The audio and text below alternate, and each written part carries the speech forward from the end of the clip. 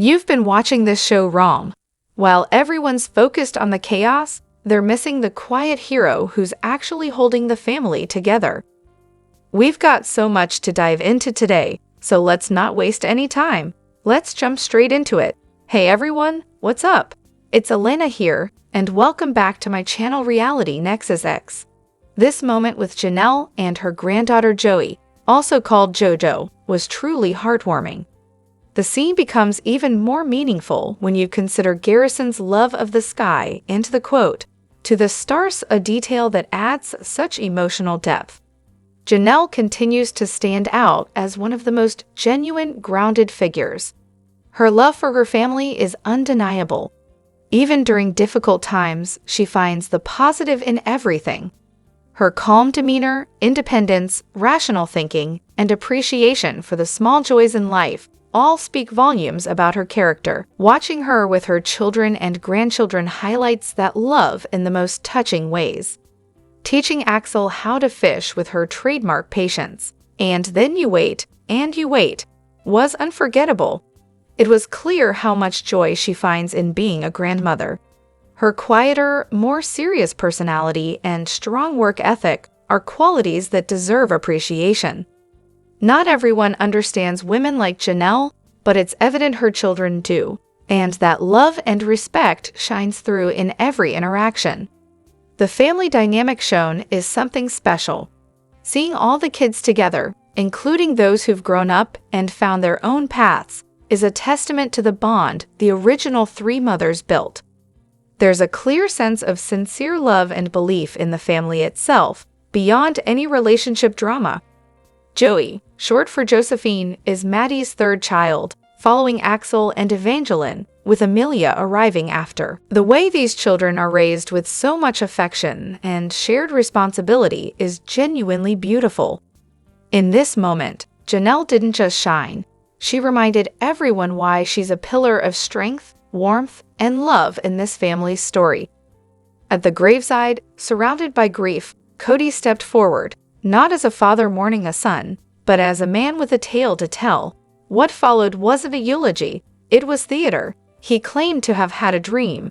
In it, his son Garrison appeared, speaking in the kind of dialogue one might expect from an old Western. "Where'd you go, boy? And it ain't that bad here." Not exactly the language Garrison was known for in life. What it did sound like was a scene pulled straight from a cowboy script, complete with Kody playing the weathered lead, delivering lines he had likely rehearsed in front of a mirror that morning. The intent was clear. In a moment meant to honor his son, Kody redirected the focus to himself. The dream, whether real or imagined, conveniently absolved him of blame. It suggested peace, forgiveness, and even admiration from beyond. The message: Garrison wasn't angry. Therefore, no one else should be either. But the words rang hollow. Throughout Garrison's life, Kody often held him at a distance. Their relationship, strained and unresolved, was well known. For him to suggest a posthumous reconciliation through a vague dream, one where Garrison visits only him, speaks like a movie character, and tells everyone to stop grieving, felt manipulative. Not healing, not honest, just performative. The body language around him told the rest of the story. Eyes averted, expressions unreadable, a silent resignation that this too would be made about Kody. His need to control the narrative, this time by claiming divine endorsement, spoke louder than the dream itself. Even the language he chose betrayed the artifice. The cowboy slang, the stylized phrasing, it wasn't how he normally spoke. It was a character he was playing, one he believed lent him gravitas. But all it did was highlight how disconnected he was from the gravity of the moment and the emotions of those around him.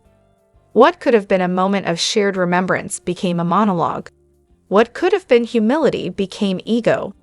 Whether the dream was real or not is ultimately beside the point. The problem was in how it was used, not to honor Garrison, but to rehabilitate Kody's image. To seek forgiveness, not through sincere atonement, but through spectacle. In the end, the story said little about Garrison and everything about Kody. Robyn seems to be subtly setting the stage for an exit. There's a moment where Kody becomes slightly irritated with her for wanting to sit in the car during the rain after the Wild West show. Just a small crack, but a telling one. In the next scene, Robyn expresses concern that his grief may make him bitter again. It feels like she's planting seeds, perhaps not consciously, for justifying a departure later.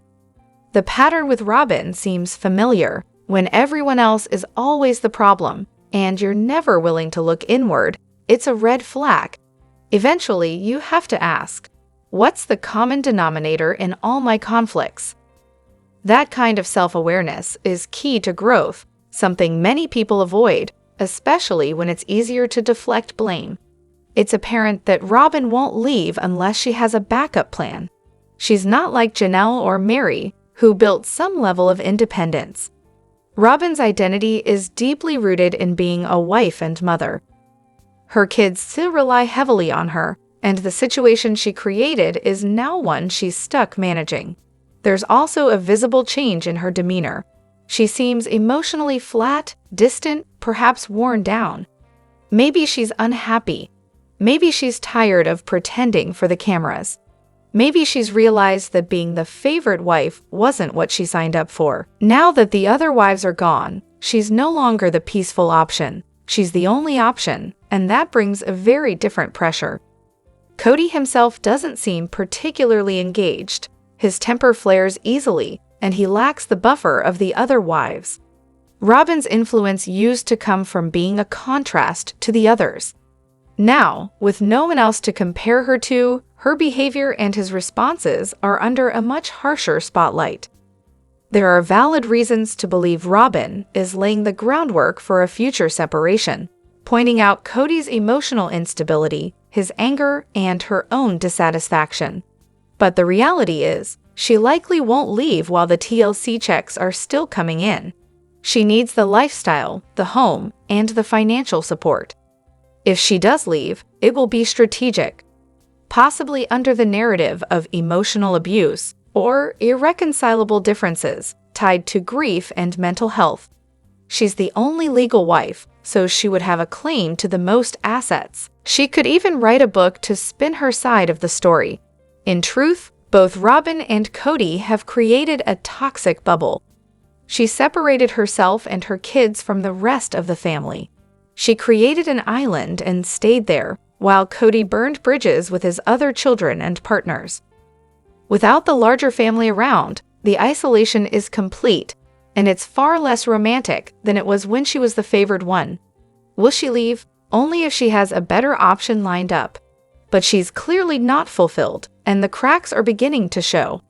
One of the most glaring reasons Kody insisted on being the center of the funeral, embarking on a self-declared mourning pilgrimage, digging the actual grave, yes, really, and delivering a melodramatic dream speech, was because he expected someone to stop him. He wanted resistance, a scene, a moment. Ideally, someone like Janelle or one of her sons would cry out, beg him not to go through with it, and pour emotional absolution over him. He was craving a cinematic gesture of forgiveness. His children rushing in with, "Dad, no, you don't have to do this. We know you loved him. We forgive you." The theatrics were clear. He was waiting for the sobbing, the outstretched arms, the emotional rescue. A stretcher carrying off the suffering father, validated at last. But no one came. No sons stepped in. No former wives came to shield him from the consequences of his actions. Kody was left with the shovel and the silence. This is the burden he earned, and for once, no one was there to lift it for him. He seemed to believe this elaborate performance would redeem him, or at least invite some sympathy. Instead, he faced indifference. Just as one of his sons once bluntly said during a family dinner, "You can have them, we're done." The emotional exhaustion was real. Everyone else had run out of patience. Then there's the grave digging. If it were truly about reverence, why invite the camera crew? If it were that personal, he could have asked for privacy. But no, it had to be documented. Had it been the sons doing it on camera, Kody likely would have called it inappropriate. But for him, the rules don't apply. And the dream? It sounded like something out of a bad Western. Even his voice shifted, as if he was auditioning for a part. In this conveniently timed vision, he was already forgiven. No mess, no fallout, no guilt. Just closure wrapped in a neat monologue. Then, in true form, he made sure to have the last word at the service. He couldn't let it end on someone else's heartfelt tribute. Not even Garrison's Uncle Tim, whose words actually resonated. Kody had to reclaim the spotlight. After all, he was Garrison's father, and he made sure everyone knew it. But even in his language, there was distance. He didn't say "my son," he said "my boy." It was performative, part of the character he was playing. That dream wasn't a revelation, it was a script. And this time, no one played along. The family was done. The wives had moved on. Even those who once softened his image no longer shielded him from accountability. What once might have been a moment of shared grief became a painfully clear portrait of a man desperate to be seen, forgiven, and applauded, but finding himself alone instead. The story here isn't just grief, it's ego. And in the end, the silence spoke louder than any of his final words. Kody simply had to be the center of attention again. The situation around the grave digging made that painfully clear. Instead of allowing his sons, who were grieving the loss of their brother, to help with something so meaningful, he orchestrated a one-man show. Because if they had been involved, he wouldn't have been the star. He needed to be the one who appeared the most distraught, the most devastated. But grief shared is attention divided, and that was never going to work for him. So, despite previously rejecting his son's offers, he brought in two men he respected to help dig the grave, all while insisting it was something he had to do himself. Except he didn't do it himself. He just didn't want to risk anyone else's grief being more visible than his. He knew if his sons had been there, the moment might have become real, raw, even painful, too painful for someone who's allergic to accountability. Their bond with Garrison was stronger than his, and that would have shown. Instead, he sat in lawn chairs watching the sunset with two spectators to his performance, not the family who actually deserved to be part of that moment. His actions made two things very clear. He didn't think his sons were worthy of participating in a moment that could have helped them heal. He needed the spotlight, no matter the cost. What should have been a sacred healing event became another showcase for Kody's ego. He wasn't mourning Garrison. He was mourning the loss of control over how he was perceived. Everything was about presentation. The grave, the shovels, even the tight shirt and staged body language. He rejected offers of help just to later grandstand about how strong he was. He posed, he flexed, he made grief a stage and cast himself as the tragic hero. Meanwhile, the son who found Garrison, someone who will carry that trauma for life, was left to grieve in silence. Kody didn't comfort his kids. He didn't show up for them. When the tragedy occurred, he didn't rush to their side. Instead, he stayed with those who validate his delusions. He chose safety and adoration over responsibility. Even in the moment when everything should have been about the family's shared loss, Kody made it about him. He stood over everyone, inserted himself at the front of the ceremony, and delivered a surreal dream monologue about cowboys and spiritual visions. It was theatrical, not therapeutic. He needed to be seen as the man who carried the weight alone, even when he didn't. There was no grace in it, no humility, just a desperate attempt to maintain the image of a strong central patriarch. But what was on full display wasn't strength. It was insecurity, ego, and an utter disregard for the people who were actually grieving. The grave wasn't just for Garrison, it was Kody's stage, and he performed like his life, or rather, his relevance, depended on it. Is it finally over? After the latest tell-all special, many are wondering, is Sister Wives finally ending? One can only hope. Week after week, the focus seems to drift further from what made the show compelling. Now it's just Kody and Robyn awkwardly trying to rebrand their family as a fresh storyline. Case in point, the pit stop to reminisce about Kody's dad's ranch. Heartwarming? No. Stomach-turning? Absolutely. If the show continues, the only watchable format would be one that centers on the original wives, Mary, Janelle, and Christine, and how they've moved on. There's little interest left in Kody and Robyn. What is intriguing, though, is whether their children have any interest in reconnecting with their siblings, especially after the emotional responses seen at Garrison's memorial. Realistically, the show will likely limp along for at least one more season.